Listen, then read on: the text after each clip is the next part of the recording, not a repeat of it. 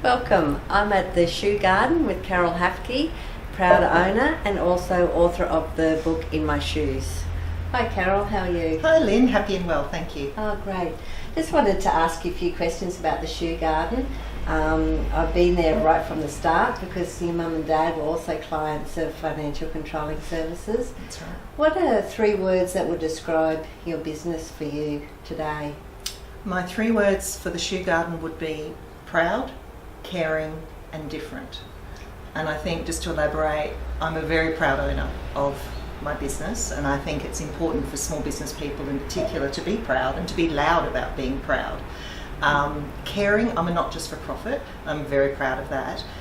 To date I've helped to raise nearly $25,000 for an amazing charity that gives small business loans to women in Malawi in Africa. And different, I also think it's really important to be different and to stand out from the crowd. So I try and you'll notice in my shop there's absolutely no branding, not even my own, because when people come in I want them just to see gorgeous shoes and beautiful flowers and happy faces. Oh, excellent. I'm really interested in the non-profit side of things. How do you work that into your business on a day-to-day basis? Well, you'll be very proud to know that it is a budget item on my expense sheet. Oh, very good. Yes, I've learnt that. Well, what I decided to do to make it sustainable so that I can keep donating well into the future is that on every pair of shoes I sell, I donate anywhere from 25 cents to $5. Therefore, if sales are a bit slow, my donation is a bit less that month. And if sales are really great, then I get to donate more money to an amazing charity. And a lot of my customers love it. They love to know that when they buy themselves a beautiful pair of shoes, a woman in Africa is getting a bit of a hand up in terms of a business loan that she wouldn't qualify for because she's too poor and because she's a woman. Yeah, it's a great initiative. I think that really makes the business stand out. Well, it's another way of being different too, which is, yeah. One of the things I like to be is to be different. So, and I think I spent 10 years in fundraising and working for charities, so I wanted to bring a little bit of that into my business world as well. Excellent. And then what do you think would be the biggest challenge of you as a business owner that you weren't expecting?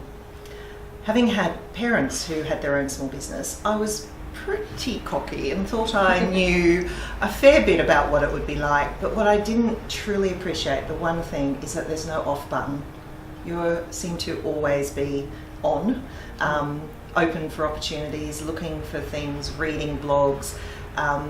On weekends, even on a day off, I'm answering emails, I'm checking my online orders. So not having an off button, I think, even on holidays, I don't get that many holidays these days, but even on holidays it's hard to relax and just not think about my business. And part of that is because I love my business so much, so I have to make really determined steps to step away and not be quite so close to it. Otherwise you can burn out so quickly. Yeah.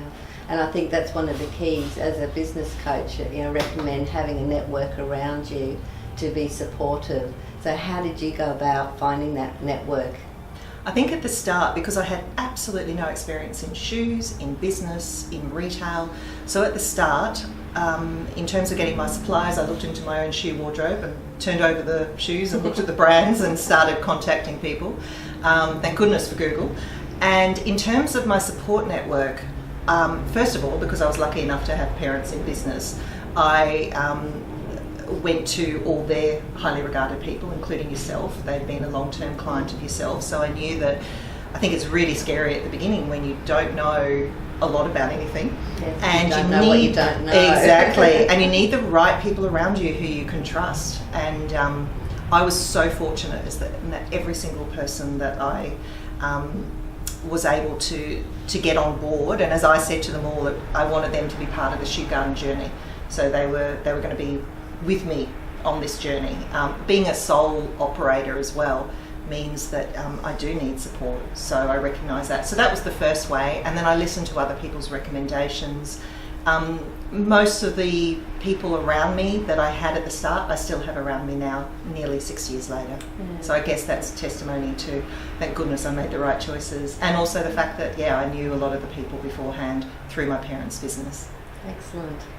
And just to finish off, what brings you joy in your day as a business owner now, after 6 years being in business? Every time a pair of shoes walks out the door in a carry bag. I just love it. The excitement. Like I particularly still love when first time customers come in, because they get so overwhelmed. As I specialise in longer shoes, they're not used to having choices, and they're not used to having choices that are gorgeous. They're used to having clunky old fashioned shoes.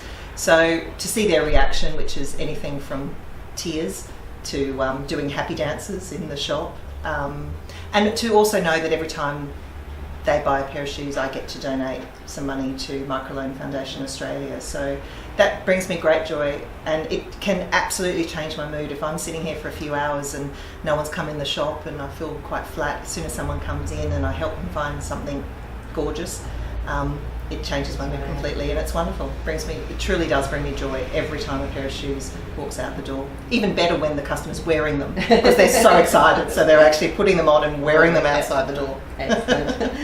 Well, thanks, Carol. That's really great.